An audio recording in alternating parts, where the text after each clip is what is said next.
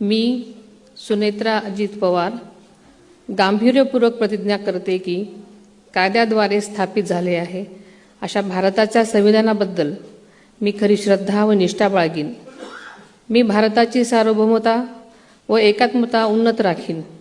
मी महाराष्ट्र राज्याची उपमुख्यमंत्री म्हणून माझी कामे निष्ठापूर्वक व सद्विवेक बुद्धीने पार पाडेन आणि संविधान व कायदा यानुसार सर्व तऱ्हेच्या लोकांना मी गांभीर्यपणे व निपक्षपातीपणे तसेच कोणाच्याही विषयी ममत्वभाव किंवा आकस न बाळगता न्याय वागणूक देईन।